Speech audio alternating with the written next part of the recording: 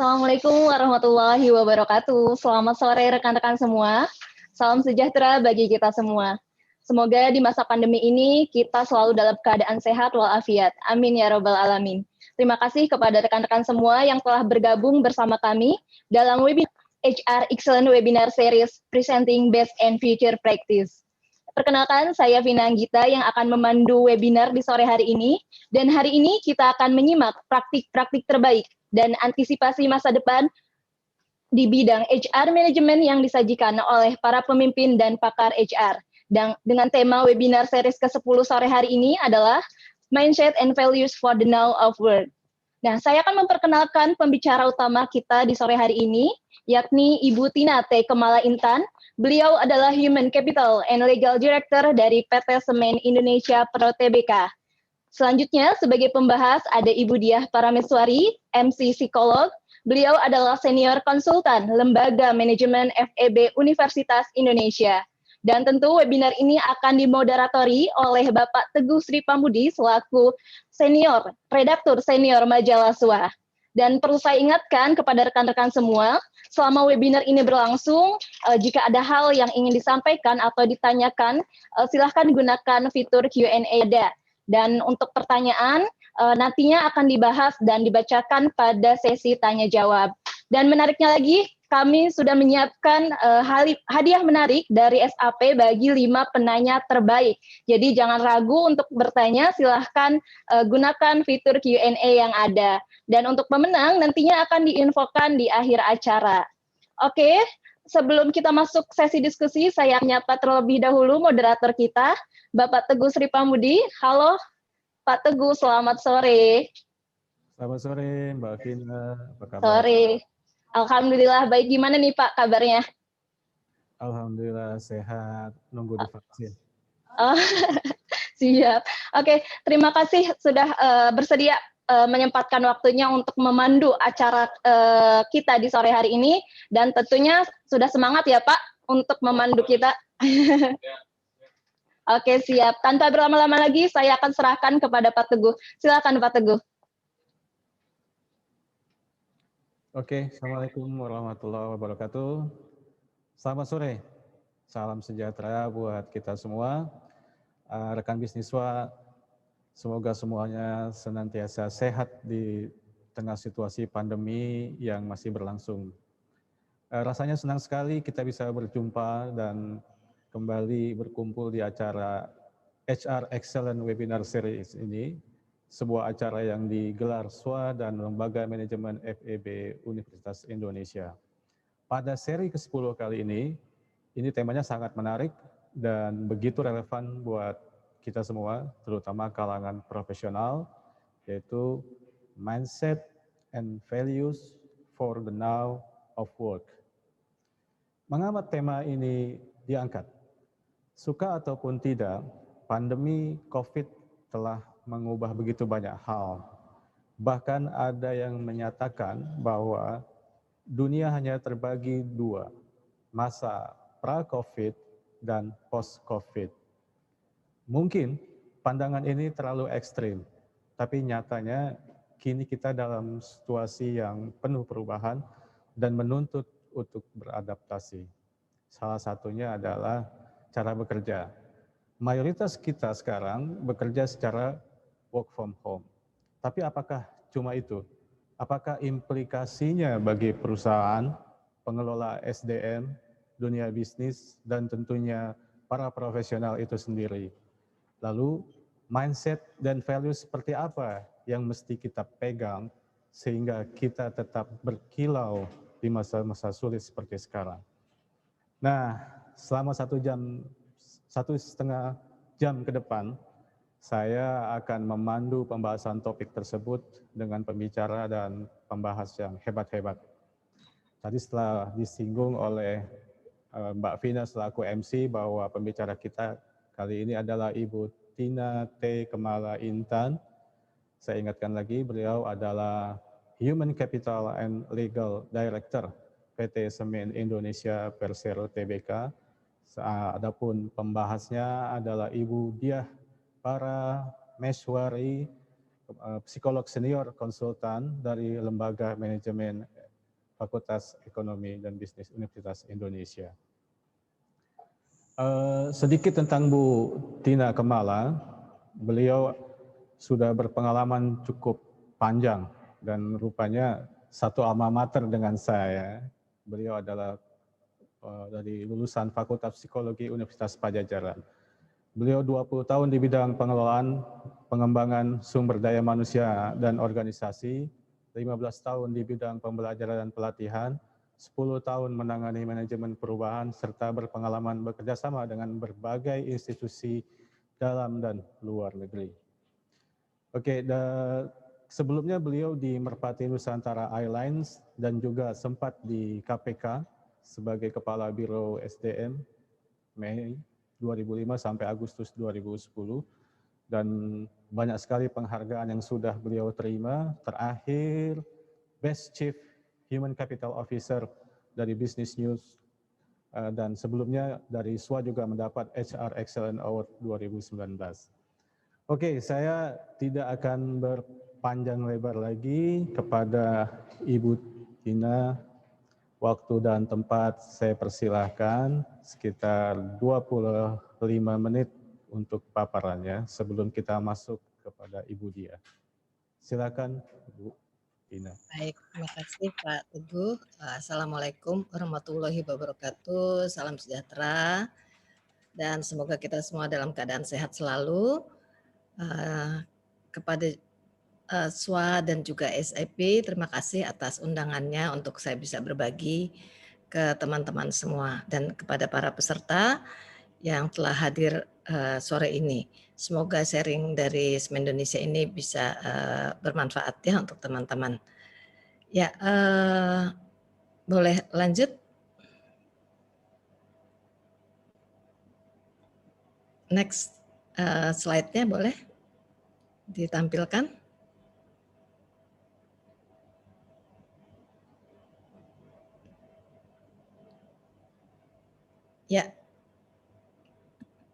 Ya, ini journey saya tadi totalnya lama ya, saya bekerja udah 35 tahun, jadi panjang jalan ceritanya di berbagai organisasi, baik BUMN, pemerintahan, dan juga konsultan ya, sehingga jam terbangnya lumayan banyak nangani manusia di berbagai jenis organisasi.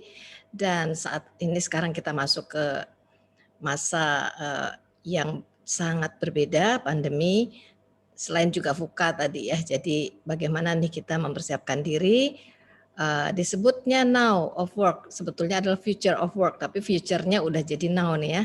Ya, next. Ya, jadi seperti tadi disampaikan, future-nya udah terjadi saat ini. Kalau dulu kita bilang future, di depan mata ya, dengan kondisi pandemi, langsung kita dihadapkan dan tidak ada suka tidak suka, mau tidak mau, kita jadi harus bisa beradaptasi begitu ya. Ya, lanjut. Ya, apa yang terjadi dengan COVID tadi Mas Teguh sudah sampaikan ya. Perencanaan sudah tidak bisa lagi jangka panjang. Perencanaan setahun biasanya di tengah jalan sudah banyak adjustment yang harus kita lakukan ya. Karena bisnis juga kita tidak bisa ngelihatnya jangka panjang ya. Daily, weekly kita monitor terus untuk bisa selalu menjawab tantangan pasar yang ada ya. Talent juga demikian. Talent tidak bisa hanya dari satu titik. Sekarang kita bisa bebas mencari talent dari berbagai tempat, apalagi sudah flexi time, flexi hours, flexi place ya bekerjanya.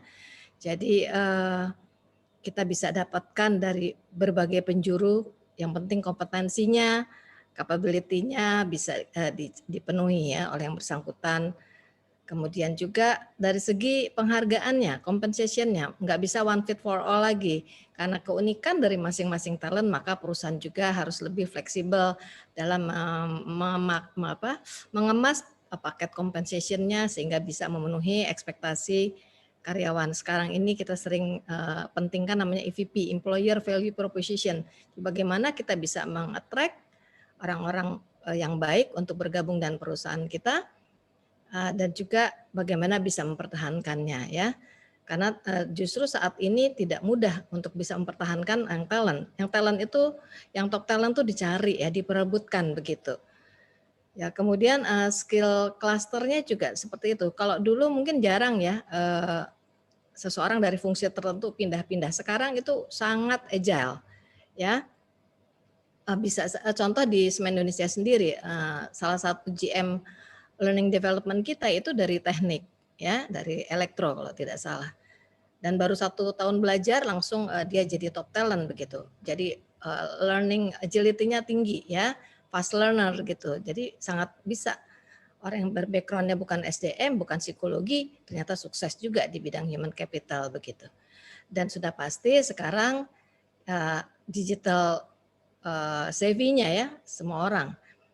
Kebetulan ibu saya hari ini berulang tahun ya, usianya yang ke-83, tapi saya salut. Dia nggak gaptek tuh, berbagai macam handphonenya dia ulak-ulik bisa ya bikin macam-macam gitu, kagum dengan usianya yang seperti itu dan membuat nggak cepat pikun juga begitu ya. Kebetulan hari ini ulang tahun jadi saya singgung sedikit ibu saya. Saya kagum ya karena ini contoh jadi untuk anak-anak, untuk karyawan apalagi gitu. Jadi nggak ada alasan kita digital savvy kita terpaksa ya dengan keadaan harus bisa menjawab tantangan itu.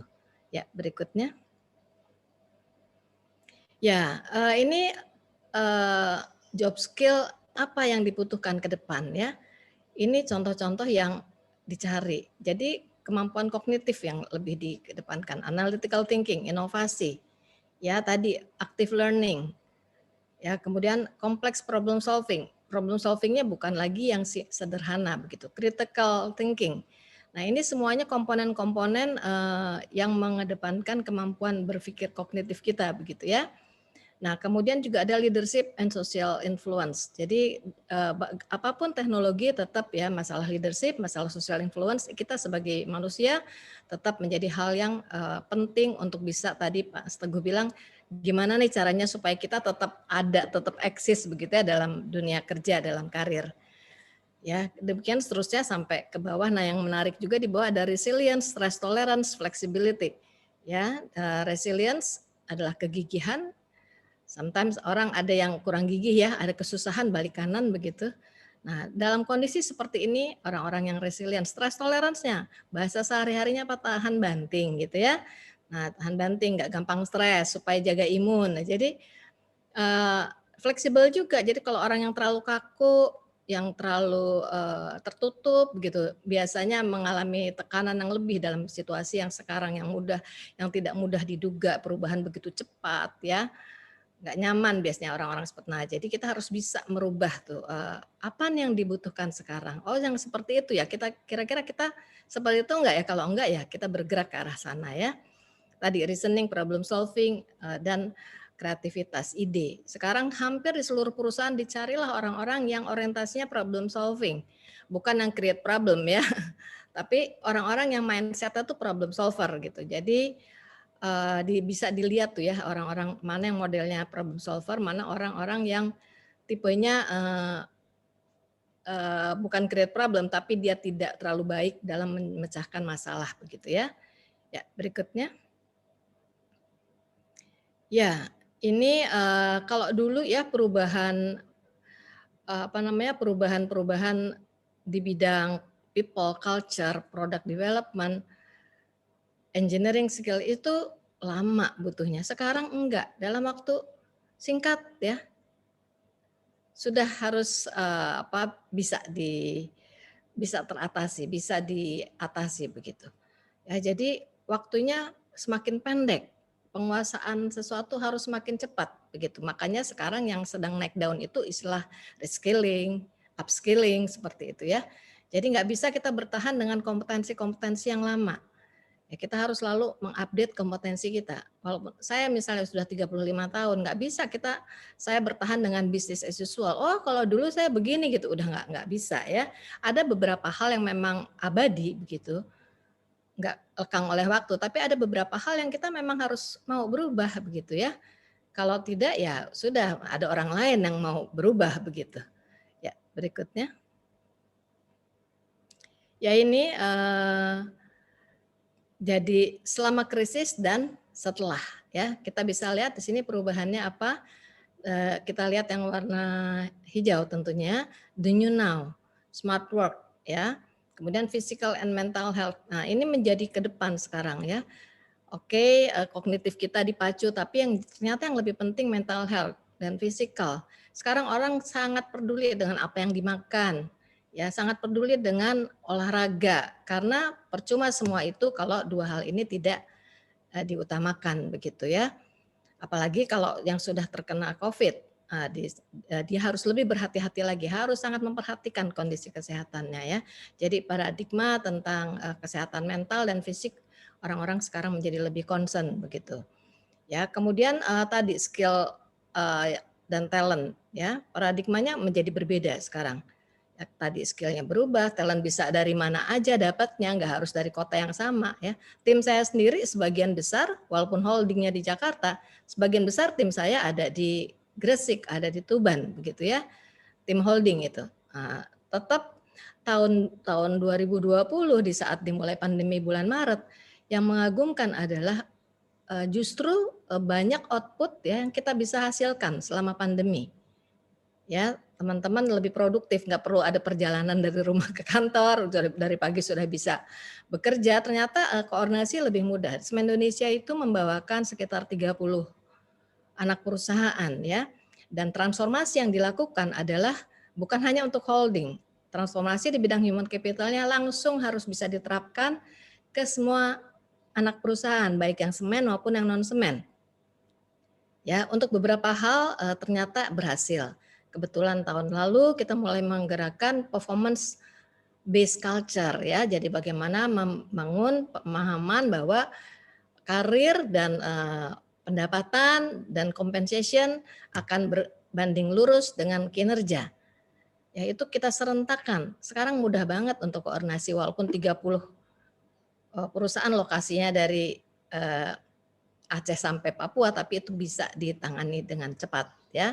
Itulah the beauty of pandemi ternyata. Kalau dulu mau koordinasi manggil dulu, begitu sekarang tidak ya. Nah, kemudian flexible workforce seperti itu.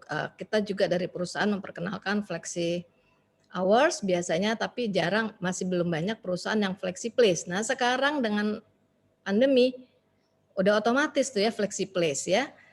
Kemudian leadership di sini ya. Jadi sekarang empati harus lebih dikedepankan.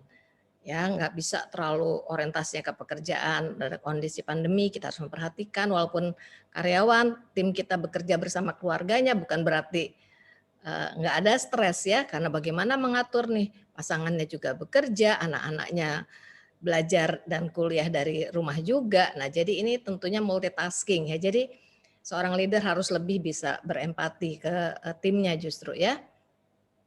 Kemudian tadi orientasinya ke tujuan.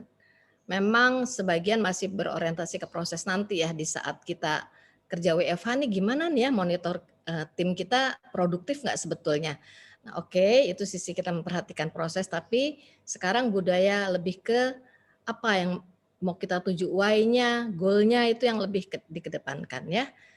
Nah, bionic organization, nah disebutnya kayak gitu. Jadi seolah kayak kita nih diinsertkan ke dalam badan kita seperti bionic gitu ya. Organisasi kita harus bisa sudah seperti itu. Jadi tidak bisa lagi pendekatan pengorganisasian kita seperti zaman dulu yang banyak manualnya seperti itu. Sekarang semua dilarikan ke digitalisasi, ke digitasi seperti itu. Ya.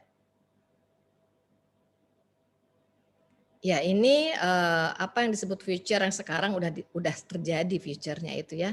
Nah, yang nomor satu, bagaimana mindset diubah? Kalau teman-teman bertanya, gimana Bu ngelit transformasi SDM yang totalnya itu karyawannya ada sekitar hampir 10.000, kalau bersama outsource dan karyawan yang sales level agreement ya berbasis seperti itu totalnya ada 25.000. Bagaimana kita nih bergerak? Memang challenge-nya adalah di mindset gitu ya. Bisa enggak kita membawa teman-teman paham. Nah, kebetulan di kami itu rutin ya, tim human capitalnya, direksinya dari anak-anak perusahaan juga kita intens ya diskusi di WA group juga. Jadi saya beri empower bagaimana nih teman-teman ngerubah mindset masing-masing timnya begitu ya. Nah, kemudian juga work as we know it has changed forever, ya udah berubah ya, cara kerja kita udah nggak sama begitu ya, udah ya beda aja gitu. Siapa yang berpikir dulu bisa kerja sambil dasteran gitu ya, yang penting ke atasnya rapi gitu ya, nggak harus dandan lengkap kayak gitu. Nah, cara kerjanya juga udah beda, pakai teknologi handphone sangat handphone, laptop, iPad dan segala macam itu menjadi andalan gitu ya. Kemudian semuanya di-deliver berbasis digital. Nah, di Semen Indonesia sendiri sudah mengarah ke sana ya. Kebetulan SAP kita menggunakan SuccessFactors untuk beberapa modul. Jadi semuanya bagaimana kita menjadi single platform seperti itu ya. Kemudian employee experiences. Nah, sekarang perusahaan harus lebih memperhatikan apa yang kalau dulu kan kita sering dengar customer experience gitu. Bagaimana kita melayani customer supaya puas. Nah, sekarang bagaimana melayani karyawan supaya engage, supaya dia bisa betah bertahan di perusahaan kita gitu ya. Itu udah merupakan bukan sekedar nice to have tapi udah kebutuhan, udah emas ya. Nah, jadi moment that really matter. Apa yang bisa kita bikin karyawan itu merasa berarti bersama ada di perusahaan kita ini ya.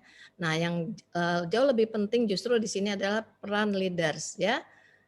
Peran leaders contoh sekarang coaching itu begitu dibutuhkan ternyata. Apalagi kita nggak ketemu nih setiap hari. Nah, teknik coachingnya juga lewat online dan beruntung di Semen Indonesia coaching ini banyak sekali antusias ya. Mereka antusias sekali diberikan seluruhnya nih, seanak perusahaan 30 ini diberikan kesempatan yang sama untuk belajar bareng begitu ya. Nah, people data kita masih dalam proses menuju people analytics ya. Nanti di SAP juga ada program, ada modulnya itu. Mudah-mudahan kita bisa segera manfaatkan. Kemudian digital workplace ya, seperti tadi kita sudah sampaikan. Jadi dunia kerjanya sudah berbasis digital. Ya, pasti sekarang di semua perusahaan ada yang namanya dashboard yang bisa just in time melihat report gitu ya, melihat progres perkembangan penjualan ya itu udah lihatnya jam-jaman, enggak lagi. Kebetulan saya pernah di Angkasa Pura ya sebelum di Semen Indonesia, itu pergerakan penumpang, pergerakan pesawat itu ya berubah terus setiap ada transaksi berubah. Jadi ada di dashboard di war room kita itu bisa kelihatan pergerakan-pergerakan itu semua ya. Nah, sudah seperti itu sekarang, bukan nanti lihat laporannya sebulan lagi atau seminggu lagi, udah nggak seperti itu, ya. Jadi intinya adalah mindset, ya kita harus bisa berubah kalau kita mau bertahan, kita mau bisa menghadapi kondisi yang sudah memang beda sekarang ini. Ya, berikutnya. Ya, sekarang bagaimana nih dalam dunia seperti ini ya? Kembali ke teori change management begitu. Kita dipaksa meninggalkan comfort zone kita menuju growth zone gitu ya. Nah, tapi menuju ke sana itu ada proses nih ya. Melalui tahap fear dulu. Kita lihat ya di saat-saat pandemi pertama kali ada ya.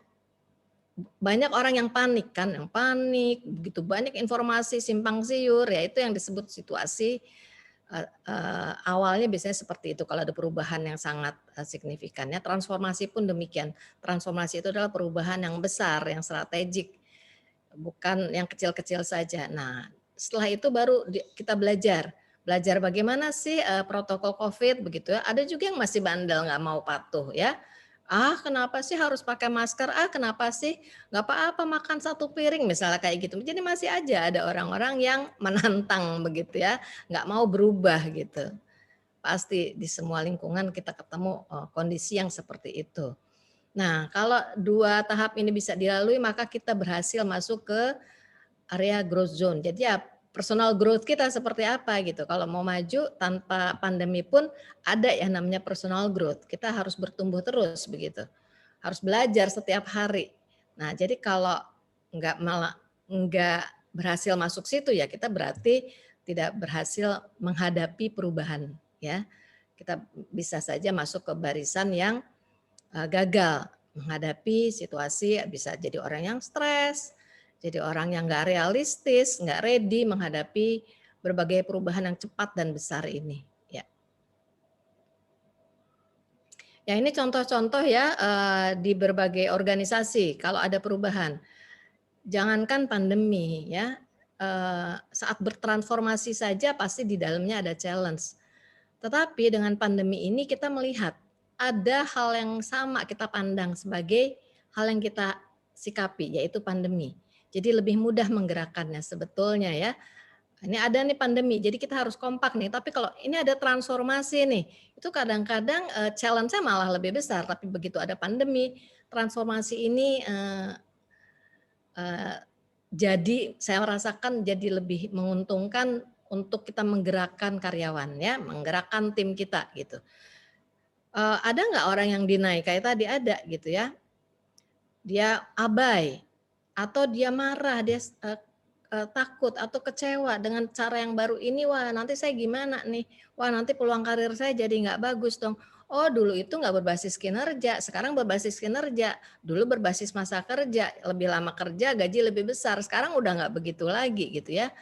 Terus sekarang dicek produktivitas, dulu mungkin enggak gitu. Nah jadi fase-fase rasa orang anxiety atau merasa takut, kecewa, depresi. Nah itu bagaimana nih bergerak menjadi dia bisa menerima kondisi ini. Ya kalau acceptance-nya belum, maka dia belum bisa bergerak ke arah growth.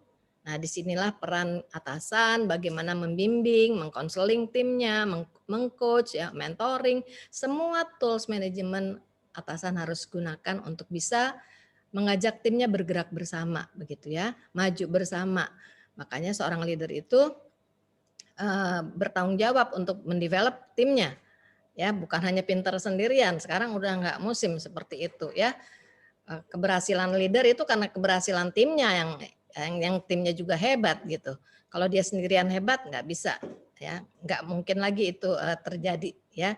Untuk sebuah kemajuan yang signifikan itu butuh kerja bareng ya, butuh support tim, timnya juga harus dibikin bagus begitu ya. Next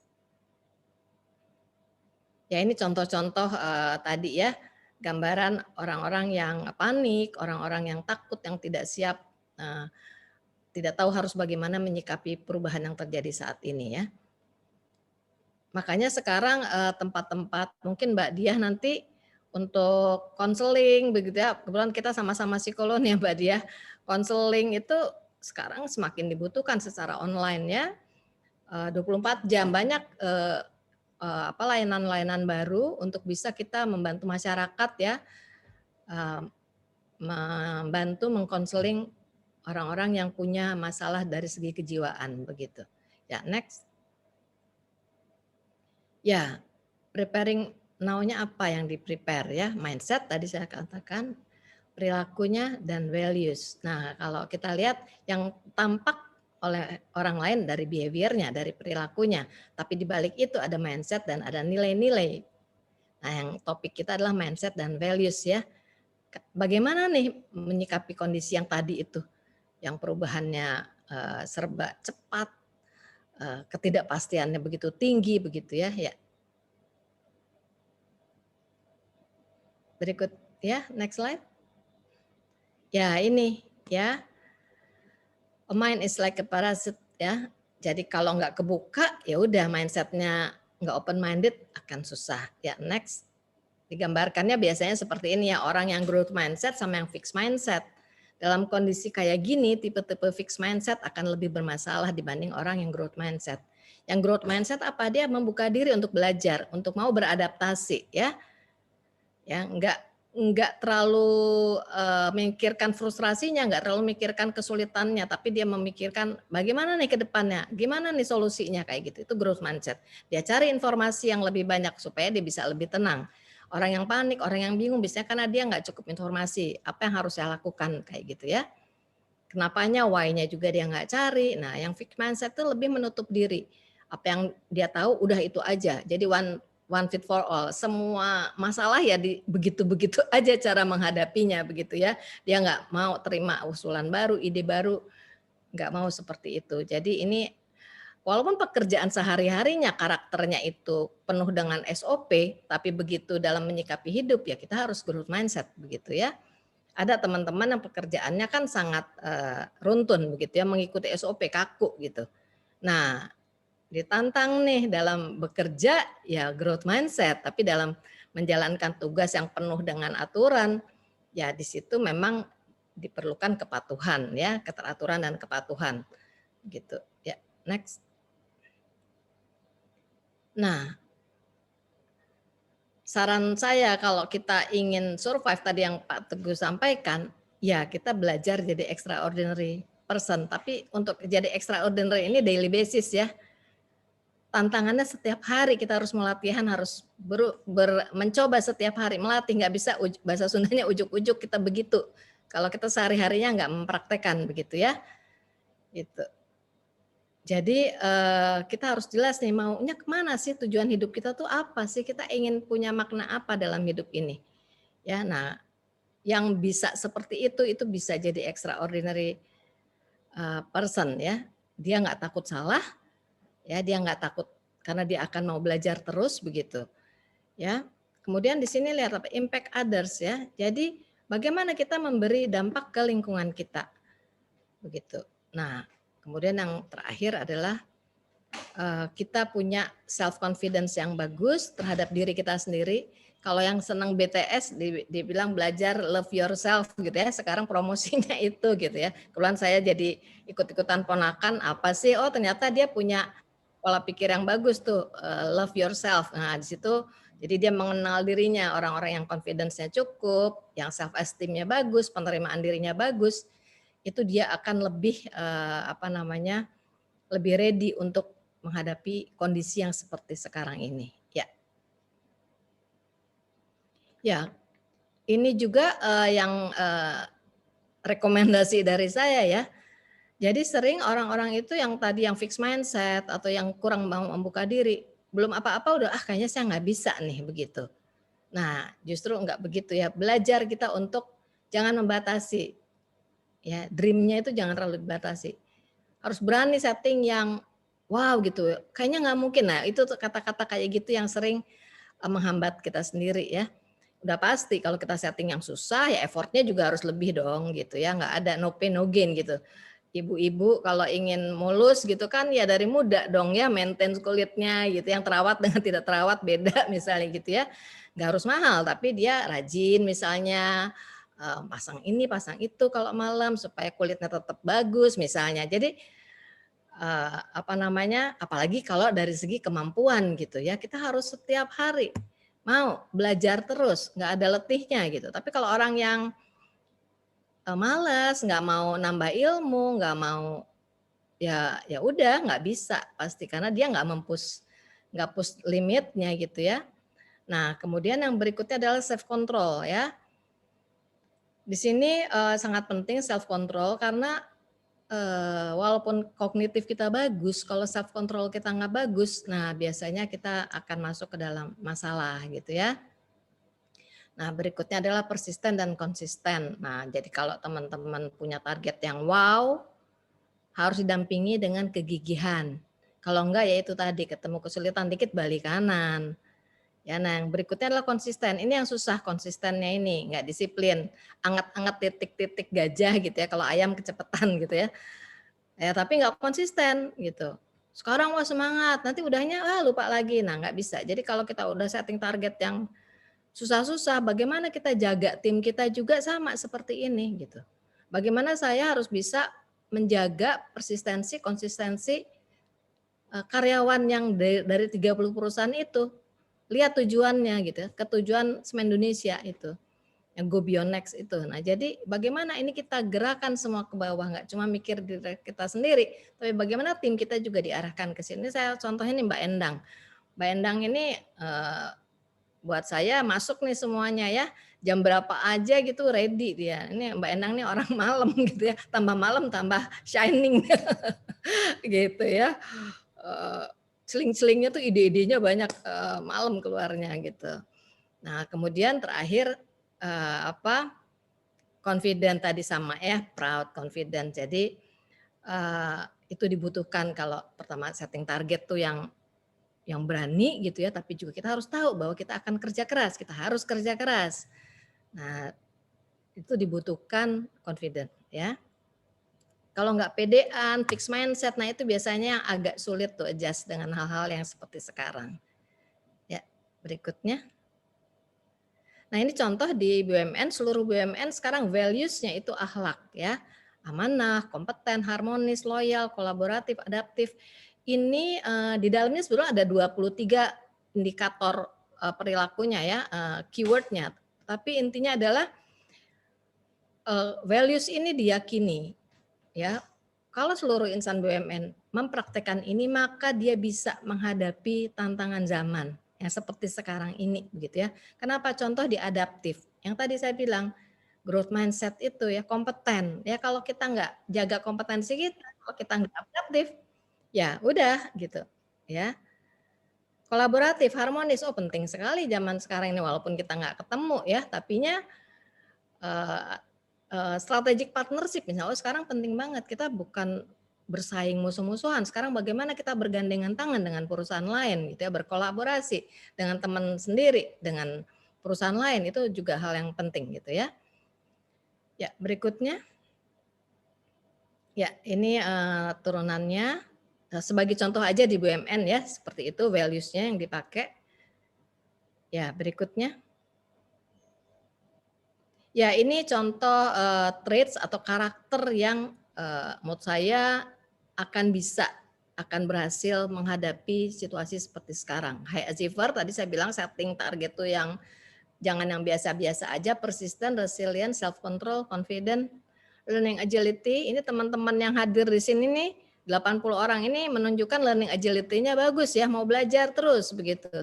Terus inisiatif, proaktif. Sekarang udah nggak musim nunggu disuruh, nunggu ditagih kerjaan, enggak, kita yang lapor ke atasan, kita yang jual ide ke atasan, selling our idea gitu. Kalau ditolak idenya jangan patah semangat ya. Jadi harus banyak ide ya, tapi yang workable ya, jangan yang sekedar ide tapi tidak bisa menjelaskan sampai akhirnya begitu ya. Kemudian optimis, ini penting sekali ya, kalau mau push the limit, kalau mau setting target yang tinggi, kita harus dibarengi dengan optimis, dan nomor 8 itu punya keberanian ya, hanya orang-orang yang punya confidence dan keberanian, maka butir 1-2-nya itu akan bisa terpenuhi. Jadi perpaduan 8 hal inilah yang mendampingi orang-orang yang akan bisa survive bahkan sukses dalam kondisi future atau now of work ini. Ya, berikutnya. Nah, saya ambil teori yang simpel ya, teori X dengan Y. Tipe orang yang pendekatan X itu tipe orang yang kalau kerja tuh harus diawasin, disuruh-suruh gitu ya. Kalau bahasa saya tuh tidak ada kucing, tikus, pesta pora. Bos pergi dia santai gitu. Tapi kalau orang tipe Y, ada nggak ada bos ya dia kerjanya sama gitu. Bukan karena diliatin bos, ditungguin bos, ada CCTV dia baru kerja benar gitu ya. Jadi memang dari dalam dirinya sendiri dia punya values yang bagus untuk prinsip bekerja ya. Dia menikmati pekerjaannya, passionnya di situ ya. Dia tahu walaupun nggak ada bos, ada Tuhan gitu yang ngeliatin kita dimanapun. Jadi jangan ingin kelihatan pura-pura baik depan bos aja. Nah itu tipe XY. Jadi kira-kira kalau dari sini nih mana nih yang lebih bisa survive dalam kondisi pandemi? Ya pasti yang orang yang Y ya. Orang yang S itu ya kayak gitu. Bosnya nggak ada, beda ya. Kalau kerja harus disuruh, nggak ada inisiatif. Tanggung jawabnya kurang ya. Nggak punya tanggung jawab ya. Itu motivasinya susah, harus diiming-imingin, terus nanti kalau kamu begini saya kasih gini ya gitu. Tipe orang-orang yang dimotivasinya tuh dari ekstrinsik ya, bukan tipe intrinsik. Kalau Y itu tipe yang dimotivasi oleh dirinya sendiri ya. Dia nggak butuh tuh terlalu diiming-imingin sama luar karena dia punya target terhadap dirinya sendiri gitu ya. Nah, terakhir kreativitas ya. Jadi kalau tipe orang Y itu ya banyak ide gitu karena ya memang dia passionnya di situ. Kalau tipe X itu tipe orang yang disuapin terus begitu ya. Nah, jadi kita bisa lihat nih mana yang bakal survive dalam kondisi kayak gini ya. Arahnya ke yang hijau. Bersyukurlah kita kalau tim kita banyak yang hijau ya. Kalau banyak yang merah, nah itu effortnya sebagai leader lebih berat begitu ya. Berikutnya. Nah, apa yang tak lekang oleh zaman begitu ya. Mau dari dulu sampai sekarang. Sekarang WFH. WFH itu apa? Ini yang dicari, yang diuji. Ya. Nggak ada bos yang ngeliatin, tapi kita jujur nggak, kita kerja minimum itu 8 jam sehari. Kita digaji per bulan itu dengan kontrak sebulan ya, di mana perharinya kerja minimum 8 jam begitu. Jadi kita jujur aja kalau kita kerjanya kurang dari 8 jam berarti sebenarnya kita korupsi waktu ya di situ ya. Nah, jadi minimum 8 jam, tapi kalau orang-orang yang kalau kita pakai grading ya, kalau gradingnya udah middle up gitu kan nggak ada lembur. Kenapa? Karena secara job grade dia udah dibayar untuk bekerja dengan waktu tidak menentu. Jadi kalau kerja 8 jam mah biasa-biasa aja gitu. Kalau mau push the limit, mau effortnya lebih, ya 10 jam, sekali 12 jam gitu ya, untuk menghasilkan yang jauh lebih baik. Bukan 10 jam, 12 jam ngerjain untuk yang 8 jam, bukan begitu, lambat dong kerjanya. Nah, jadi walk the talk itu bisa nggak ya kita melakukan apa yang kita omongin gitu. Sebagai leader juga begitu. Ngasih contoh, anak buah tuh nggak akan dengerin omongan kita. Anak buah tuh lihat apa yang kita lakukan. Jadi harus jadi role model gitu kita ya. Nah sebagai karyawan sekarang work from home, challenge-nya adalah kita jujur nggak dengan diri kita sendiri. Kita nih sebetulnya produktif nggak? Gitu ya. Jadi orang yang produktif nggak diawasin loh. Ya, banyak perusahaan sekarang organisasi mencari cara gimana ya untuk tahu karyawan ini sebenarnya kerja nggak ya, tools-nya apa gitu, aplikasinya apa untuk bisa memonitor dia tuh bekerja apa enggak sebetulnya. Nah kalau menurut saya values yang tidak kenal zaman itu ya integrity ya, integritas. Jadi ada nggak ada orang lain, ada nggak ada atasan, ya beginilah saya, kerjanya harus begini begitu. Dia bersaing dengan standar yang ditetapkan sendiri gitu. Ya. Ya, next. Ya, saya kira itu yang terakhir. Jadi mindset apa yang diperlukan, values apa yang diperlukan untuk kondisi now of work, itu yang tadi saya sampaikan. Semoga bermanfaat. Terima kasih ya.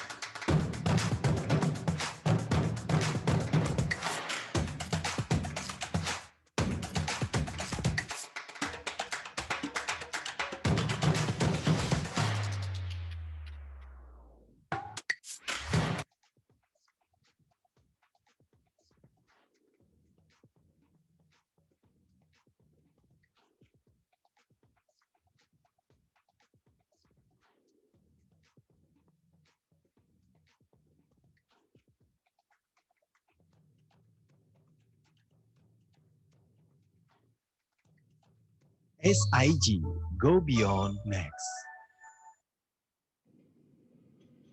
Ya, terima kasih banyak Oke. Ibu Ina untuk paparannya, menarik sekali.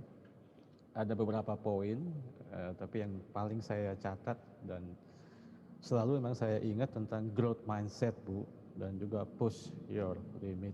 Jadi istilahnya without borders lah istilahnya.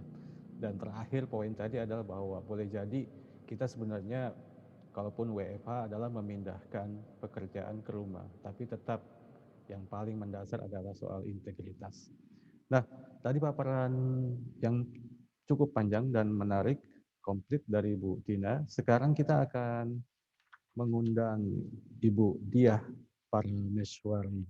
Sedikit saya sebut, saya ceritakan sedikit tentang beliau adalah jadi setelah lulus menjadi dosen paruh waktu di Fakultas Psikologi Universitas Gunadarma sampai tahun 2017, kemudian menjalani profesi sebagai associate assessor, salah satunya di LM FEB UI, dan kemudian bergabung di LM FEB UI pada divisi assessment sampai sekarang.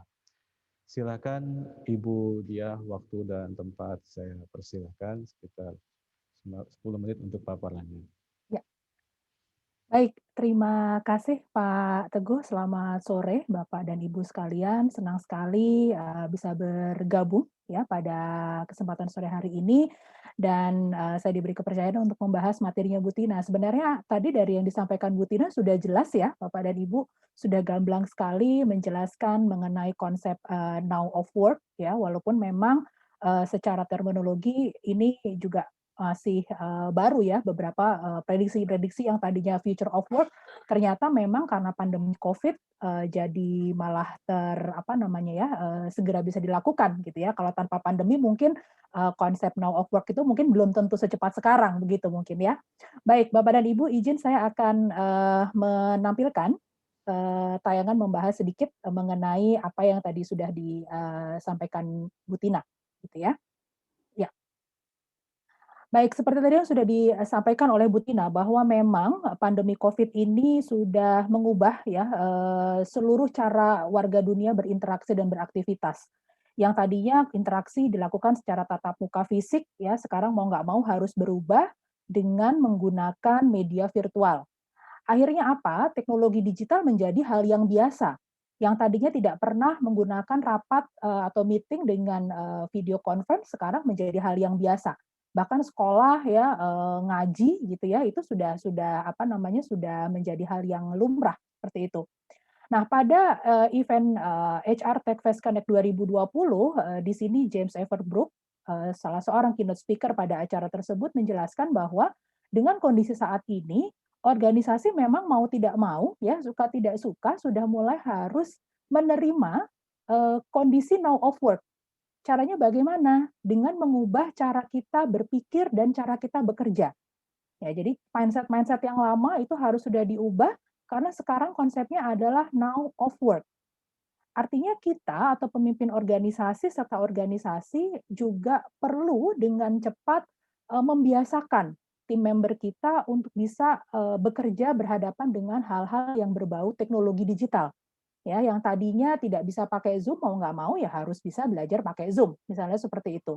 Gitu karena segala sesuatu yang sebenarnya diramalkan sebagai future of work thanks to pandemi COVID-19 gitu ya, ternyata ini terjadi sekarang, mau tidak mau dan suka tidak suka. Memang berdasarkan hasil riset yang dilakukan oleh Society of Human Resource Management, disimpulkan bahwa ada 71% pimpinan organisasi yang pada masa-masa awal ini cukup struggling ya dengan membiasakan tim mereka, membiasakan organisasi mereka untuk bisa bekerja jarak jauh.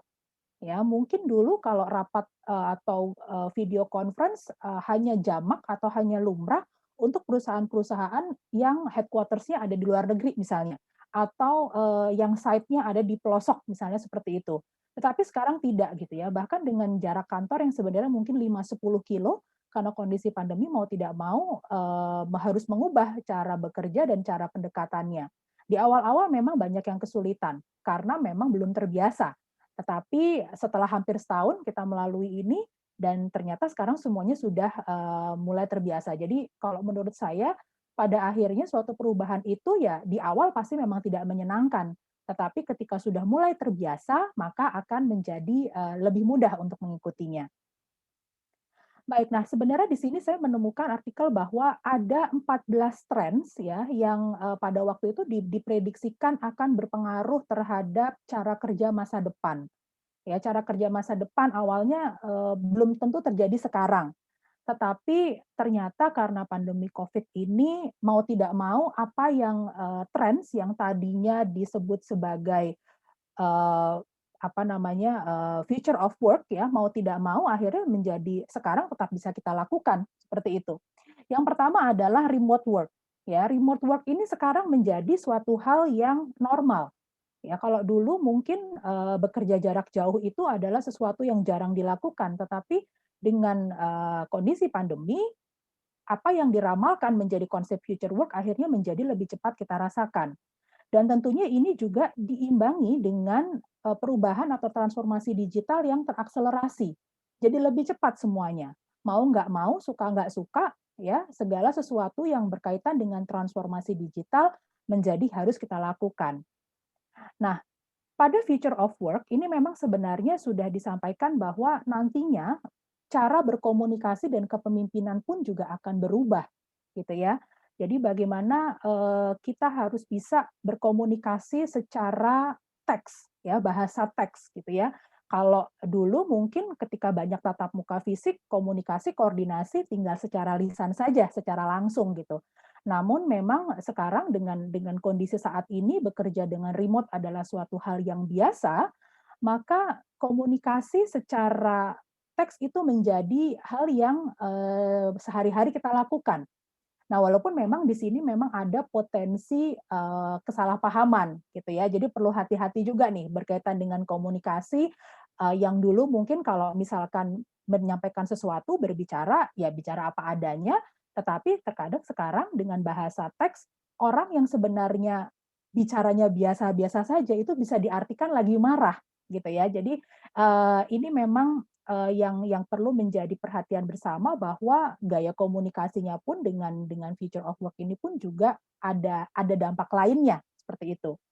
Kemudian juga mulai ada perubahan peran dari sisi kepemimpinan. Artinya apa? Kalau dulu mungkin pemimpin itu ya bertugas untuk mengarahkan bawahan, memastikan mereka bekerja dengan target gitu ya. Tetapi di masa depan dan ini sudah kita rasakan sekarang, yang namanya figur pemimpin ini juga bertanggung jawab atau punya tugas untuk menciptakan lingkungan kerja yang sehat gitu ya. Berkaitan dengan komunikasi, komunikasi pun juga sekarang menjadi hal yang lumrah gitu. Apabila pimpinan bertanya apa kabarnya, istirahat misalnya atau misalnya kalau misalkan ada keluhan sakit gimana, masih ada keluhan atau tidak, hal-hal yang seperti itu gitu. Jadi kepemimpinan atau pemimpin bukan lagi yang sekedar memberikan tugas gitu ya, memberikan perintah, tetapi memang sudah ada tugas lain gitu ya, memastikan bahwa seluruh timnya ini berada dalam kondisi yang sejahtera seperti itu, baik fisik maupun mental. Nah, kemudian berikutnya adalah social collaboration ya, seperti tadi disampaikan oleh Bu Tina bahwa memang saat ini sudah waktunya untuk bekerja sama, sudah saatnya berkolaborasi. Jadi nggak ada lagi kesuksesan sendiri gitu ya. Kalau namanya sukses itu ya harus sukses bersama, nggak ada keberhasilan sendiri gitu. Jadi memang dalam konsep Now of Work ini segala sesuatu yang sifatnya kerjasama, kolaborasi, itu memang menjadi hal yang biasa kita lakukan, seperti itu. Berikutnya adalah reskilling dan knowledge sharing. Nah, seperti tadi Bu Tina sampaikan juga bahwa saat ini hanya membutuhkan waktu sekitar kurang dari 6 bulan ya untuk bisa menguasai keahlian-keahlian yang pada masa sebelumnya itu butuh waktu bertahun-tahun, gitu kan? Artinya apa? Memang dengan konsep future of work ini kita sebagai orang yang berada dalam situasi future of work ini juga perlu aktif melakukan peningkatan kemampuan atau peningkatan kapasitas diri. Sebagaimana kita ketahui bahwa dengan adanya transformasi digital ya segala sesuatu bisa diotomasi, pasti ada pekerjaan-pekerjaan yang semula dikerjakan oleh manusia digantikan oleh mesin, gitu ya.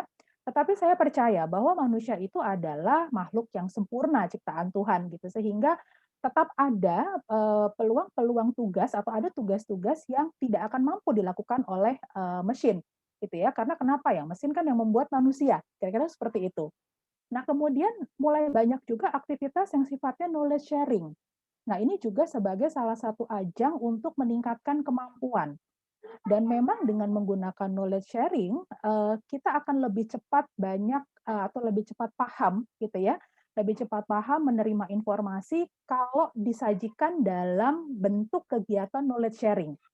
Kalau misalkan dulu waktu kuliah gitu ya, kita pasti beberapa lah ada yang membentuk kelompok belajar gitu kan. Rasanya itu lebih enak kalau diajarin sama teman dibandingkan dengan sama dosen gitu ya. Nah, kurang lebih dalam knowledge sharing dengan peer juga seperti itu. Jadi namanya pertukaran informasi, kemudian berbagi pengalaman, ini merupakan hal yang memang dibutuhkan untuk bisa menjadi bagian atau ambil bagian dari gaya kerja masa kini seperti itu. Dan berikutnya adalah sentralisasi dari communication channels. Kita menyadari bahwa segala sesuatu yang berhubungan dengan teknologi digital itu kecepatan informasi adalah hal yang luar biasa, gitu ya. Jadi banyak seliweran grup, misalnya grup WhatsApp lah, belum lewat email dan sebagainya. Terkadang itu bisa menimbulkan kebingungan, gitu sehingga memang diperlukan adanya communication channels yang terpusat, gitu ya. Ada wadah atau ada wahana di mana segala informasi yang dibutuhkan oleh pegawai, oleh karyawan itu bisa diambil dari sana. Gitu. Dengan demikian bisa meminimalisir hal-hal yang sifatnya hoax gitu ya atau kabar-kabar yang kurang benar untuk beredar seperti itu. Nah, berikutnya adalah bahwa saat ini mobile friendly workplaces adalah hal yang harus disediakan oleh organisasi gitu ya. Dengan pandemi memang mau tidak mau harus ada fasilitas tempat kerja yang mendukung kemudahan untuk atau fleksibilitas menyelesaikan pekerjaan di berbagai tempat seperti itu. Dan kemudian tadi juga disampaikan oleh Bu Tina bahwa sekarang orang sudah mulai aware dengan kesehatan gitu kan ya. Sehingga memang sekarang kesejahteraan mental itu juga menjadi hal yang diperhatikan untuk orang-orang yang bekerja dengan konsep future of work ini.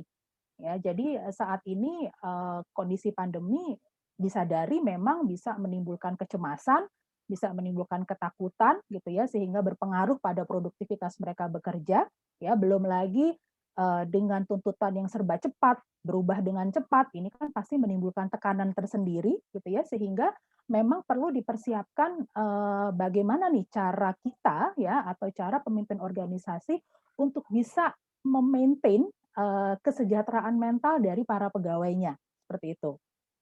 Kemudian ada baiknya juga apabila organisasi ini juga sudah bisa mengkomunikasikan kepada pegawai untuk apa sebenarnya pekerjaan itu mereka lakukan, gitu kan ya, dampaknya seperti apa, maknanya seperti apa, gitu ya.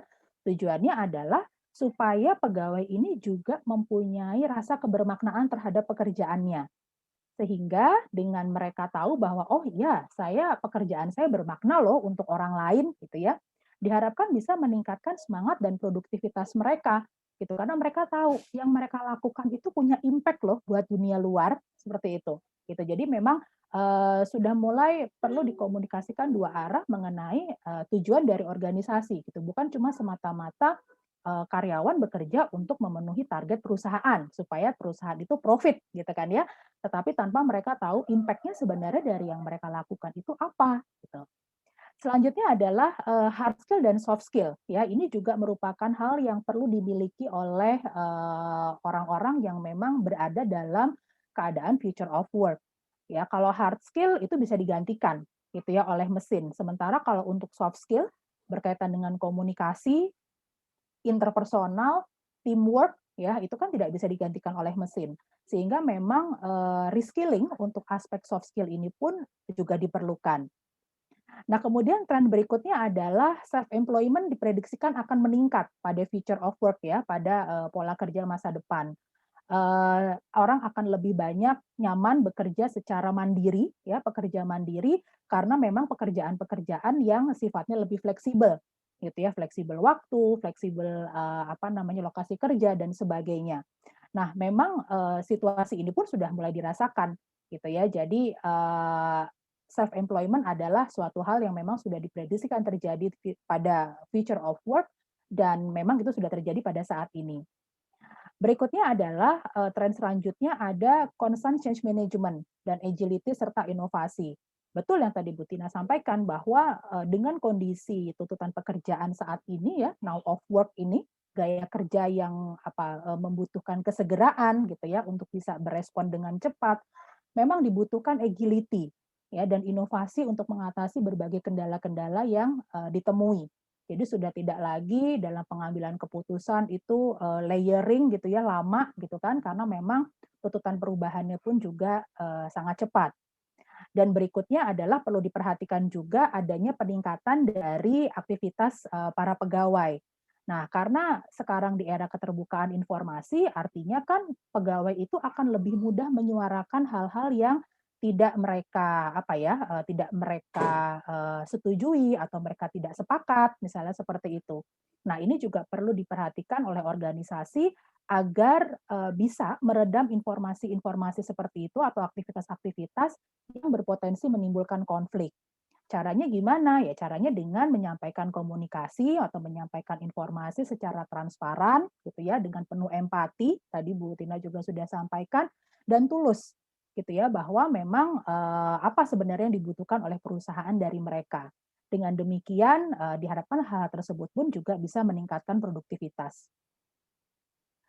Ya, tampaknya agility memang menjadi hal yang mutlak untuk dimiliki oleh setiap orang, ya, baik individu maupun organisasi untuk menghadapi situasi saat ini ya, dengan menghadapi tuntutan now of work ini. Kuncinya apa? Kuncinya adalah dari agility ini kesediaan atau kemauan untuk berubah, gitu ya. Kalau nggak mau berubah, ya pasti dia nggak akan punya yang namanya agility seperti itu. Gitu. Jadi bagaimana sikap mental kita pada saat menemui tantangan, ya, kemudian mempelajari hal-hal baru dengan cepat dan merespon secara cepat juga terhadap perubahan-perubahan yang terjadi.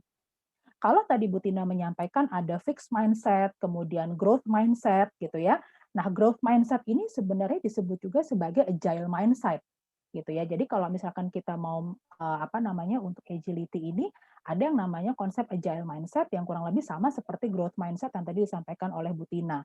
Kalau misalkan pola pikirnya tidak berkembang ya kita tidak akan bisa mempunyai sikap mental yang agile gitu ya, yang lincah, yang tangkas menghadapi segala perubahan atau tuntutan perubahan di tengah dunia yang sedang bergerak lebih cepat gitu ya, terutama dengan masa pandemi saat ini. Nah, agile mindset secara sederhana dijelaskan sebagai seperangkat perilaku ya atau sikap atau perilaku yang bisa mendukung adanya agile working environment. Jadi saat ini dengan kondisi pandemi COVID-19 ini memang lingkungan kerja kita sudah berubah menjadi agile ya. Sudah perlu lebih agile lagi, sudah tidak seperti yang dulu lagi. Gitu sehingga memang ada beberapa hal yang perlu dimiliki ya supaya kita bisa beradaptasi dengan kondisi itu. Yang pertama adalah sikap mental yang positif gitu. Jadi bagaimana kita bisa melihat segala sesuatu itu dari sudut pandang yang positif. Walaupun keadaan buruk terjadi ya, tapi bagaimana kita tetap bisa berpikir positif. Karena kalau kita tidak bisa berpikir positif, maka agile mindset pun juga akan sulit untuk bisa terpenuhi. Kemudian berikutnya adalah perlu juga dimiliki rasa haus terhadap pengetahuan ya. Jadi keinginan untuk terus belajar. Kalau tadi di slide-nya Bu Tina dikatakan ada learning agility. Ya, bagaimana kita harus terus aktif menggali informasi ya, sederhananya dengan konsep 5W dan 1H. What, when, where, why, who gitu ya. Dan how seperti itu. Dan kemudian yang ketiga adalah berkaitan dengan tim sukses, gitu bahwa keberhasilan itu adalah keberhasilan tim, keberhasilan bersama, bukan lagi keberhasilan individual. Selanjutnya untuk punya sebuah agile mindset juga dibutuhkan sikap pragmatism. Ya, jadi berfokus pada hal-hal yang bisa dilakukan, bukan berfokus pada hal-hal yang tidak bisa dilakukan. Itu bagaimana kita melihat gelas ya, gelas itu dilihat setengah kosong atau setengah isi, kan seperti itu. Ya, jadi untuk bisa fokus pada hal-hal yang bisa dilakukan itu juga berkaitan dengan positive attitude. Kemudian yang terakhir adalah perlu juga mempunyai keberanian untuk gagal. Keberanian untuk gagal tidak dijustifikasi sebagai bisa mengerjakan tugas secara semaunya, gitu kan ya, tetapi lebih kepada keberanian untuk mencoba hal baru, gitu kan ya, dan berani menghadapi seandainya hal tersebut itu gagal. Apabila kita dihadapkan pada pilihan melakukan sesuatu dengan ada risiko gagal sama tidak melakukan sesuatu, mana yang akan diambil, gitu kan? Kalau yang diambil adalah melakukan, memang ada risiko, ada konsekuensi kegagalan, tetapi juga ada konsekuensi berhasil di situ. Namun kalau kita memilih untuk tidak melakukan, maka memang tidak ada risiko kegagalan, tidak ada konsekuensi kegagalan, tetapi risiko untuk berhasil pun juga tidak ada. Baik, demikian pembahasan dari saya. Terima kasih banyak untuk kesempatannya pada sore hari ini. Saya kembalikan lagi ke Pak Teguh. Silakan Pak Teguh. Ya, terima kasih Bu Dia. Titik yang terakhir ada persamaan soal agile mindset yang tak ubahnya atau sama serupa dengan growth mindset. Yang pasti yang saya dapat beberapa catatan dari sini adalah baik dari Ibu Tina dan dari Ibu Dia adalah bahwa situasi sekarang menuntut kita untuk adaptif dan agile dan terus meningkatkan diri dengan tadi growth mindset atau agile mindset. Ini berlaku buat semua. Tapi untuk dari sisi para leader, mereka harus memimpin dengan lebih empati dan kalau bisa mengupayakan apa yang disebut dengan memperhatikan kesehatan mental. Kebetulan sekarang mindfulness lagi ramai sekali, jadi banyak orang mencari kesehatan mental supaya tetap seimbang. Kalau dulu hanya orang menyebut work-life balance, sekarang juga mental health. Rekan SWA semua, sudah banyak pertanyaan yang masuk. Saya akan bacakan secara berurutan dari pilihan panitia. Pertanyaan ini ditujukan kepada baik pada Bu Tina dan juga Bu Dia. Jadi yang pertama adalah dengan perubahan cara bekerja sebagai imbas dari pandemi COVID-19, digital imperatif apa yang harus diterapkan pertama kali sebagai new HR operating model, dan barangkali ada teknologi apa yang dipakai untuk mendukungnya. Silakan Bu Tina dan Bu Dia untuk menjawab pertanyaan pertama ini. Mungkin Bu Tina dulu ya. Ya, sebetulnya kalau digital itu ada dua kan ya, digital savvy dan digital leadership. Kalau kita as a leader, kita nggak harus jadi expert di digital itu karena nanti ada individual contributor kita kan di bawahnya yang digital savvy-nya yang harus bagus. Tapi dalam konteks kita sebagai leader, bagaimana kita membangun digital culture di tim kita sendiri. Seperti itu.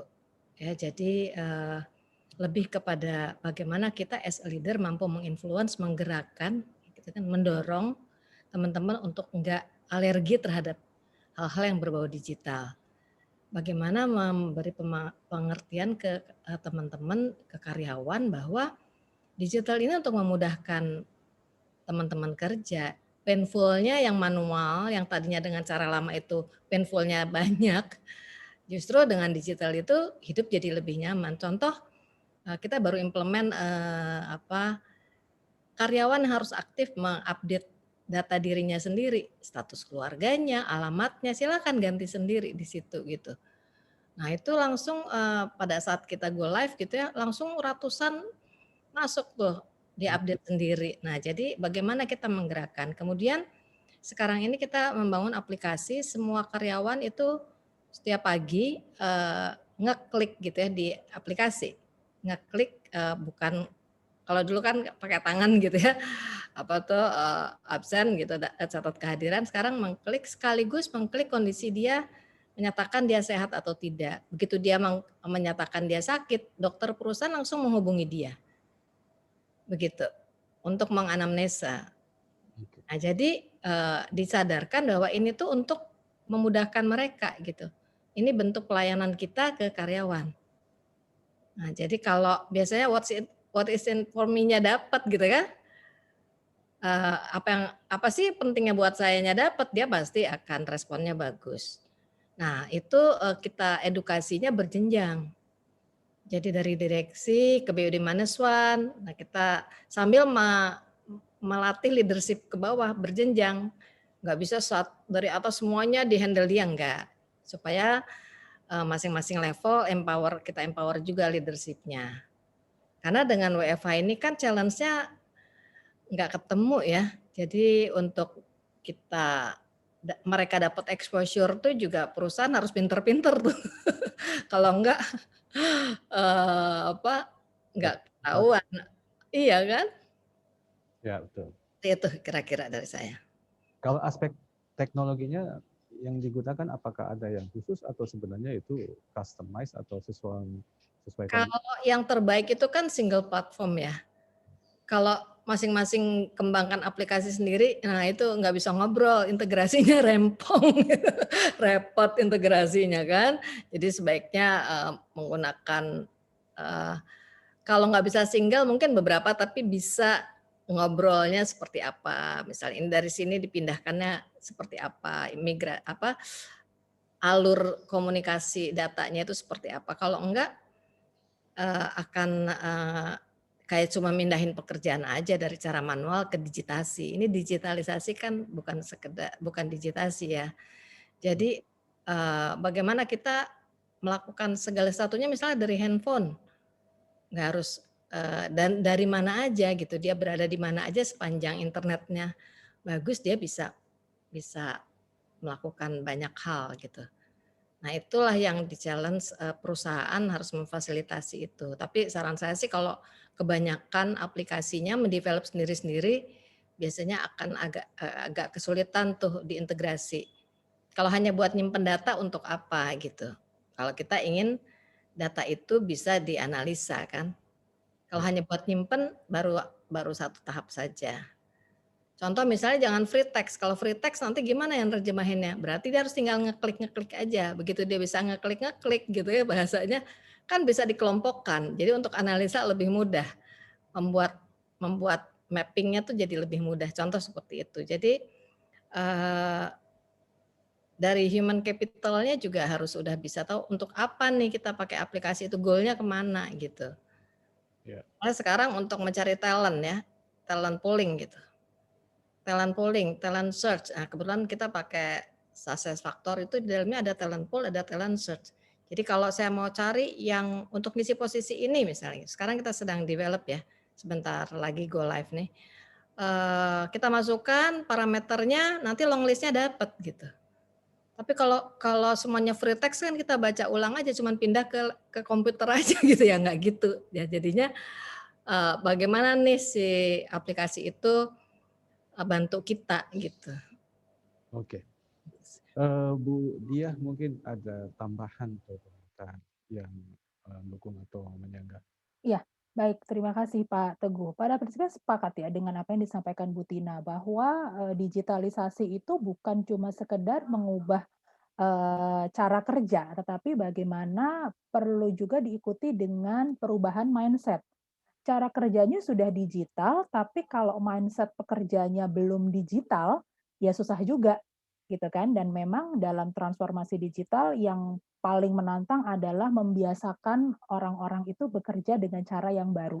Pasti ada resistensi. Nah, di sini para figure leaders inilah yang akan berjibaku di menghadapi berbagai resistensi gitu ya. Mungkin kalau dari pengalamannya Bu Tina juga pasti resistensi yang dihadapi pada saat penerapan proses kerja digital juga pasti kan beragam. Demikian kalau menurut saya Pak Teguh. Oke. Kita bergerak ke pertanyaan yang lain. Ini pertanyaan yang saya baca rupanya sudah dijawab soal penyesuaian soal tantangan ini. Bisa pertanyaan yang lain, panitia? Oke. Bu, ada pertanyaan menarik nih. Berapa lama ketika mulai work from home, pimpinan mulai percaya bahwa karyawan tuh bekerja, apakah itu dengan Zoom, itu per 3 kali sehari atau bagaimana? Sebentar, ini susunan redaksinya.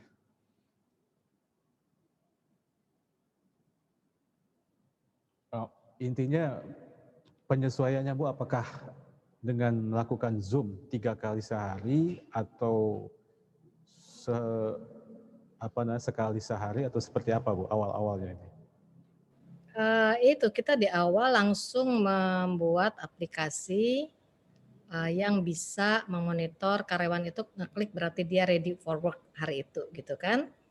Kemudian dari human capital tidak mendikte, tidak ngecek, itu dilepas ke masing-masing timnya sendiri.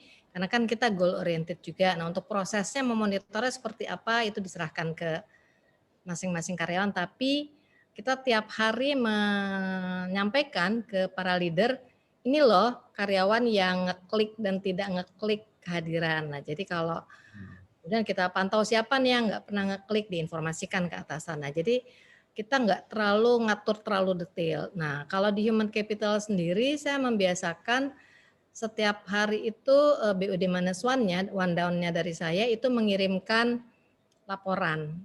Ya, jadi apa aja sih kegiatan timnya, apa saja targetnya udah tercapai berapa persen, ada warna hijau, kuning, merah kayak gitu.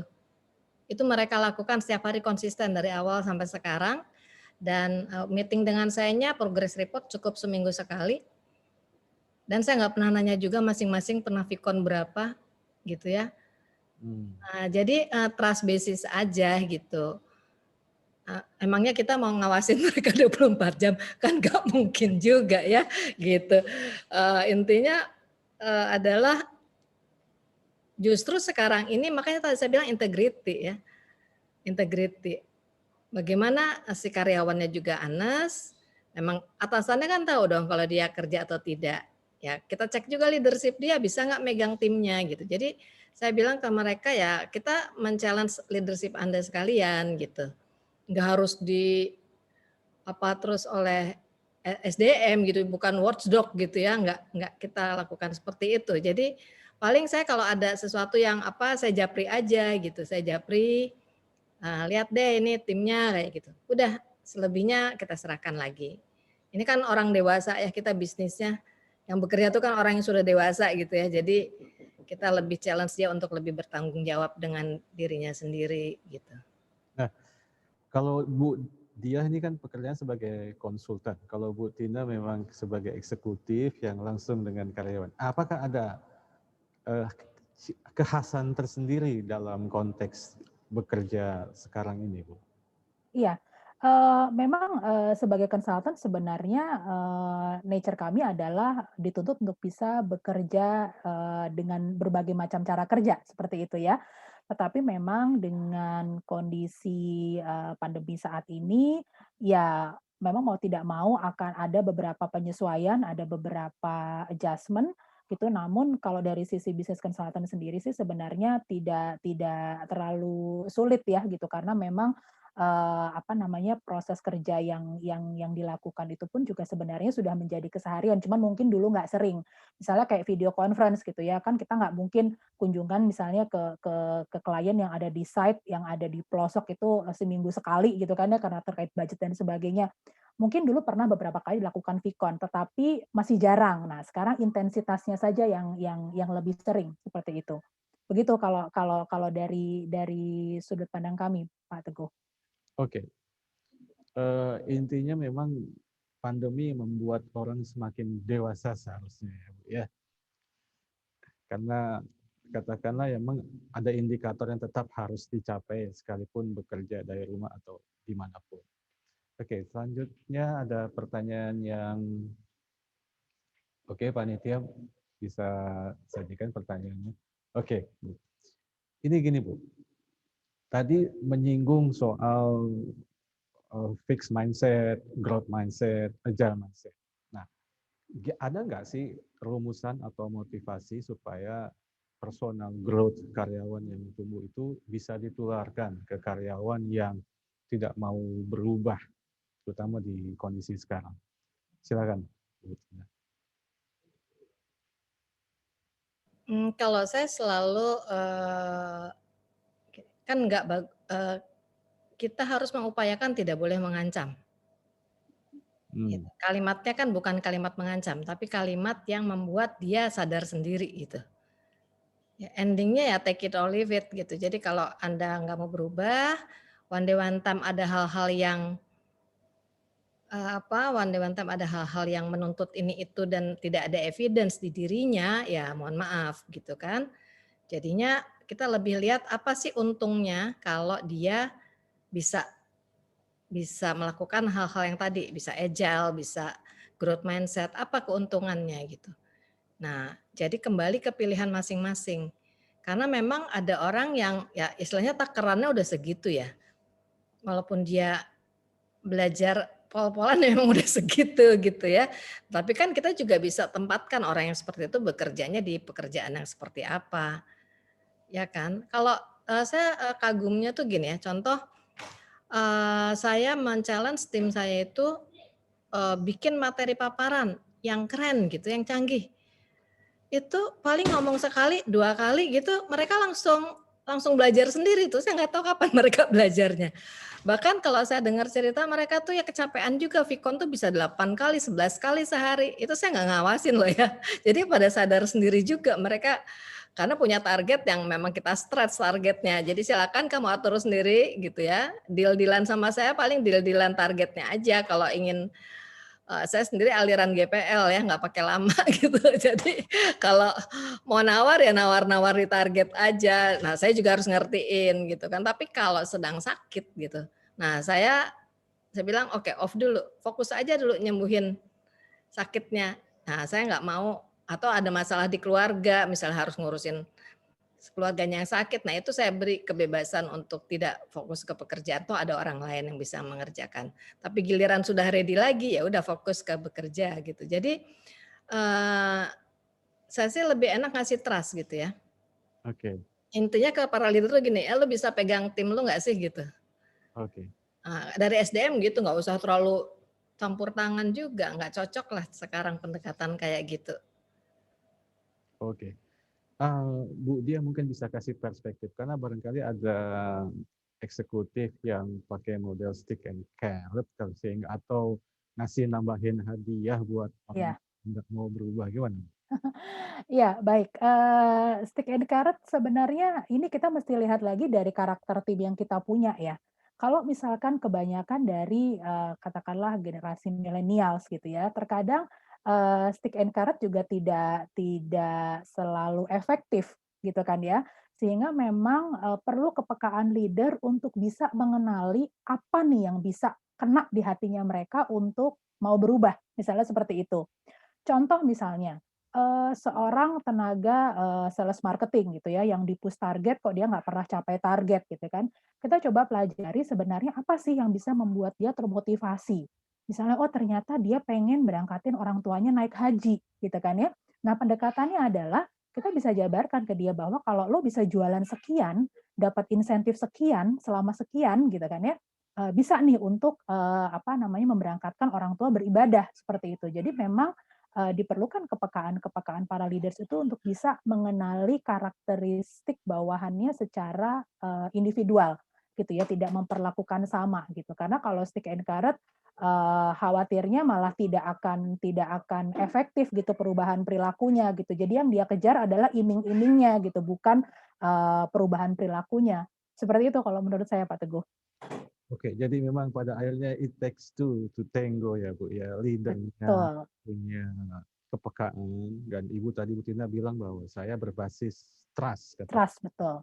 mereka sudah cukup dewasa dan buat karyawan mereka juga harus sadar karena memang kewajiban mereka kalau mau tumbuh bersama memang harus mereka berubah menjadi lebih baik. Tadi pertanyaan yang pertama adalah dari Pak Rudi Haryo Nugroho, yang kedua tadi adalah dari Pak Robi Novrikanus. Ini pertanyaan terakhir saya kira ya. Oh, 2 pertanyaan. Oke, ini dari Mbak Yuliana Chai. Bagaimana nih Bu mengukur produktivitas dan engagement karyawan selama era now of work? Apakah ada tools yang dibuat untuk mengukur secara kuantitatif dan kualitatif? Oke. Baik, kalau di unit human capital pasti ada KPI survei ya, engagement survei di karyawan gitu kan. Terus bukan sekarang mungkin udah nggak tren employee satisfaction, tapi lebih ke engagement. Kemudian SLA kita, service level yang kita berikan ke mereka, itu kita survei juga. Itu sesi paling deg-degan kan untuk human capital. Karena kita nggak boleh klaim sendiri. Jadi ya apa yang dirasakan oleh karyawan. Nah itu kita bikin nggak banyak pertanyaannya, simpel ya, tapi itu feedback buat kita. Jadi itu ukuran kuantitatif sebagai KPI kalau di tempat di Semen Indonesia itu seperti itu. Kemudian KPI yang kalau produktivitas saya kembalikan ke masing-masing. Tapi saat ini sekarang kita sedang mengembangkan yang namanya timesheet. Timesheet itu adalah kayak logbook gitu, tapi bukan free text. Jadi semua activity sudah ada di dalam aplikasi, dia tinggal klik-klik aja. Saya bilang ngisi timesheet-nya nggak usah lebih dari 3 menit. Gitu. Kalau lebih dari 3 menit, painful-nya belum workable, tuh, belum cocok gitu ya. Nah, saya mungkin ambil contoh mundur sedikit saat saya di KPK ya, 2006. 2006 itu kembangan timesheet. Mau apapun profesinya, mau penyidik, mau penuntut umum, mau di bagian intelijen gitu, dia mengisi timesheet, tapi tentunya mereka pakai istilah ya supaya kita nggak tahu lagi mereka siapa, nggak gitu. Tapi pakai ada intinya mereka mengisi timesheet. Jadi bukan nyekluk jam berapa, cekluk jam berapa, tapi dia minimum sehari itu 8 jam lebih dari. Jadi ini dia melakukan kegiatan apa untuk ngejar KPI yang mana gitu. Jadi udah dibangun di dalam sistem. Nah, Semen Indonesia sekarang sedang mengembangkan itu. Jadi nanti dari situ lebih mudah lagi mengukur produktivitas. Namanya resources management ya. Jadi kita bisa lihat nih KPI ini dikerjakan oleh berapa orang, man hours-nya berapa lama gitu. Tapi jangan membuat karyawan harus ngetik kebanyakan gitu loh. Itu pasti nggak akan mau. Nanti lama-lama tinggal sekedar menggugurkan kewajiban, ngapain kita invest mahal-mahal. Jadi sampai ketemu titik yang paling mudah buat karyawan dari handphone, nggak usah dari laptop gitu ya, dimanapun sambil pulang, mungkin sambil makan siang ngeklik atau sambil sore sebelum tutup laptop dia mau ngerjain ngisi gitu. Karena saya buktikan saat di KPK aja kebal, masa di tempat bisnis nggak bisa gitu ya. Nah kemudian juga jadi kalau ukuran kualitatif saya sih gini, di setiap Vicon itu pasti ada bercandanya, ya. Jangan serius, udah nggak pernah ketemu terus serius terus, kebayang nggak sih gitu. Jadi ya kita suka sama aja ledek-ledekan gitu ya, bercanda, ngetawain siapalah di situ, saling dibikin rileks lah intinya ya. Walaupun kita strict sama target, kebetulan tim saya ini kan generasinya macam-macam tuh dari yang seumur saya sampai yang ABG banget gitu ya. Nah biasa aja kita bisa, jadi produktivitasnya saya sih percaya sih tim kita sedikit tapi kok yang dihasilkan banyak, jadi saya yakin.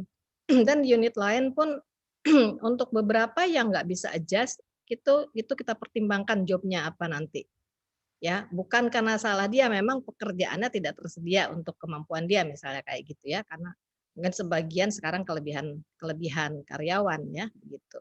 Oh ya satu lagi mungkin yang saya mau sampaikan, as a leader tugas kita tuh ngebantu tim.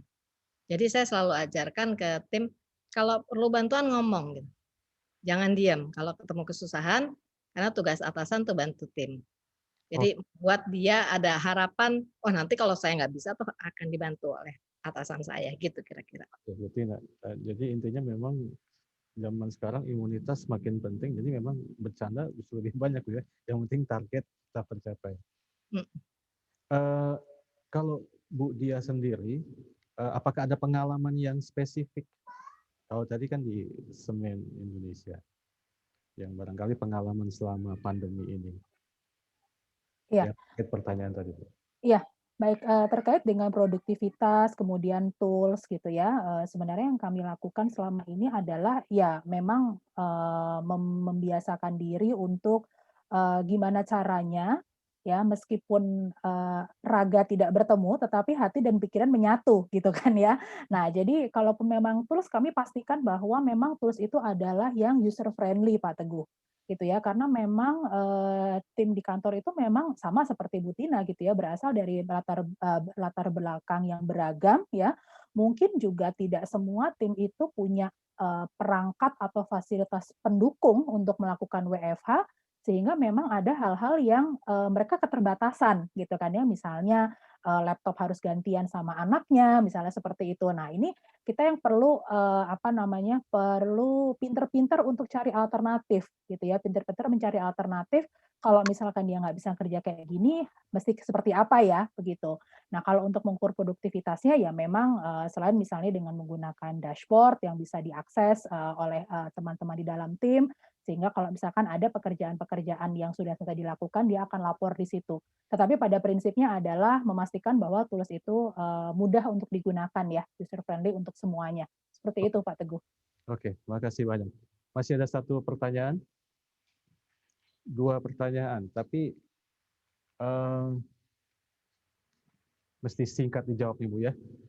Apa ada intervensi atau program yang khusus supaya karyawan tetap bisa berkontribusi positif Ibu? Oke, kalau di Indonesia sekarang kita ada Innovation Award. Dan pemenangnya itu lumayan hadiahnya, satu timnya itu dapat 25 juta gitu ya. Timnya paling 3 orang, 5 orang. Nanti kalau menang lagi di tingkat nasional kita kasih lagi di tingkat nasional. Jadi sekarang itu kita sedang galakan Innovation Award secara masif gitu ya. Secara masif, jadi budget kita tuh lebih kita arahkan ke variabel P yang seperti itu. Bonus kinerja, ke yang melakukan inovasi dibanding membayar untuk masa kerja gitu ya, kesetiaan apa itu kan udah ada lah budget-budget standar. Tapi lebih ke arah menghargai teman-teman yang punya ide, yang breakthrough, yang continuous improvement. Nah, itu ada kelas-kelasnya sendiri tuh gitu ya. Jadi ada lombanya quarterly dan saya selalu hadir di setiap acara-acara itu karena penting banget ya support dan perhatian dari manajemen untuk hal tersebut. Oke, intinya ditarik untuk sama-sama bergabung. Ini pertanyaan terakhir buat Bu Dia ya. Apa ada cara untuk mengubah dari fixed mindset ke growth mindset secara teori? Iya, kalau misalkan berubah ya dari fixed mindset ke growth mindset ya, yang pertama ya kalau perubahannya secara radikal tentu kan belum tentu bisa diaplikasikan gitu ya. Tetapi kalau buat saya pribadi adalah perubahan itu lebih baik lakukan sedikit demi sedikit ya, tetapi memang konsisten gitu ketimbang berubah dari fixed mindset kemudian dari growth mindset hanya untuk memuaskan atasan misalnya gitu ya. Daripada saya nggak bisa lanjut kerja di sini, ya udah deh saya ngikut deh apa kata atasan. Tetapi kesediaan atau willingness dia untuk berubah itu nggak besar gitu ya. Sehingga ketika atasannya pindah perusahaan, ya dia akan balik lagi ke fixed mindset-nya dia seperti itu gitu. Jadi memang kalau kita bicara mengubah pola perilaku manusia itu kan agak kompleks ya, Bu Tina. Kita kalau bicara berkaitan dengan perilaku manusia itu kadang kita prediksikan seperti ini, tetapi karena satu dan lain hal itu bisa berubah gitu kan. Jadi yang terpenting adalah kalau berkaitan dengan perubahan mindset adalah bagaimana memastikan perubahan itu berjalan secara konsisten gitu, walaupun sedikit-sedikit tetapi ada progresnya. Ketimbang perubahan secara radikal dari fix ke growth, seperti tadi di slide-nya Bu Tina kan juga untuk bisa keluar dari comfort zone menuju growth zone itu kan juga layer-nya banyak gitu kan. Nah, yang penting kita telaten aja tuh ngikutin dari setiap prosesnya itu. Begitu Pak Teguh. Oke, terima kasih Bu Tina, Bu Dia. Saya kira kita semua harus beri aplaus kepada Ibu berdua. Ini menarik sekali, kita dapat paparan yang sangat komprehensif. Sebenarnya saya sendiri punya banyak pertanyaan, Bu. Cuma karena kita dibatasi waktu, maka kita hanya sampai di sini. Mungkin di lain kesempatan kita bisa bertemu. Tapi beberapa poin yang bisa saya ingatkan kembali kepada para rekan-rekan SWA di sini bahwa ada apa yang dulu mungkin diprediksi akan datang, ternyata sekarang sudah datang. Yang disebut future of work, katakan seperti apa pola bekerja, ternyata sekarang datang lebih cepat. Pandemi membuat semua itu datang tanpa kita prediksi lebih awal kehadirannya, dan mau nggak mau kita harus menghadapinya secara agile. Kita harus, tadi Bu Tina mengutip Franz Zappa ya kalau nggak salah, bahwa pikiran itu seperti parasit, tidak bisa dipakai kalau tidak dibuka atau tetap tertutup. Nah, pikiran kita sekarang harus mengarah kepada growth mindset. Secara pribadi semua orang harus adaptif, harus agile, dan tetap meningkatkan diri. Terutama kalau skill yang ada mungkin harus ditingkatkan, kalau perlu misalnya memang reskilling, atau itu juga harus terus dilakukan. Dari sisi para leader harus terus memantau, terutama apa yang dibutuhkan para karyawannya sehingga mereka tetap bisa produktif, dari mulai basis kepada trust yang diberikan karena mereka sudah dewasa, tapi juga diajak untuk sama-sama bergerak berubah, tetap produktif, dan juga yang paling penting juga memperhatikan secara empatik, karena barangkali setiap orang berbeda-beda untuk menyikapi pandemi ini di sisi keluarganya masing-masing, sehingga aspek kesehatan mental di situasi sekarang menjadi tambahan perhatian buat para leader. Saya kira beberapa poin yang bisa saya sampaikan hari ini. Saya mengucapkan terima kasih sekali kepada Bu Tina dan Bu Dia. Kembali saya berikan kepada Ibu berdua. Terima kasih banyak Bu atas ilmunya. Terima kasih kembali Pak Teguh. Terima kasih kembali. Selanjutnya saya akan serahkan kepada Mbak Vina, yang pasti kita akan berjumpa pada seri-seri berikutnya kerjasama antara SOA dan FMUI. Silakan kepada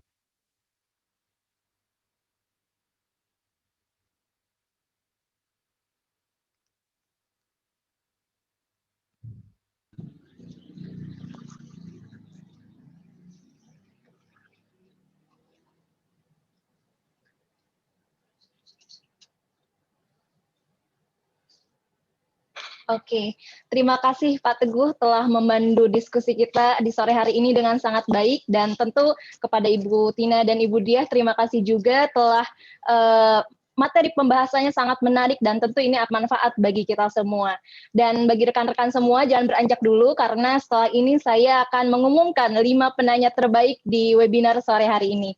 Dan untuk materi pada pembicara hari ini akan dikirimkan melalui email kepada masing-masing peserta oleh panitia, dan jika rekan-rekan semua membutuhkan e-sertifikat dapat menghubungi Mbak Putri di nomor kontak yang sudah kami share di kolom chat. Oke, saatnya saya umumkan 5 orang pemenang penanya terbaik di webinar sore hari ini. Yang pertama, selamat kepada Bapak Robi Novrikanus. Yang kedua, selamat kepada Bapak Rudi Hari Nugroho. Ketiga, selamat kepada Ibu Yuliana Cahai. Dan keempat, selamat kepada Bapak Irwan Taib. Dan yang terakhir, selamat kepada Ibu Meli Yustin Aulia. Selamat kepada para pemenang dan kepada para pemenang di sore hari ini. Dan mohon untuk menginformasikan alamat pengiriman hadiah ke nomor WhatsApp yang sudah kami share di kolom chat. Dan terima kasih juga kepada SAP selaku sponsor di acara hari ini. Oke, rekan-rekan semua, tiba penghujung acara. Terima kasih telah mengikuti webinar di sore hari ini. Mohon maaf bila ada kekurangan dalam menyajikan webinar hari ini, dan pantau terus sosial media kami di SOA Media Inc. untuk mengetahui event-event selanjutnya. Terima kasih, sampai jumpa di webinar selanjutnya. Assalamualaikum warahmatullahi wabarakatuh.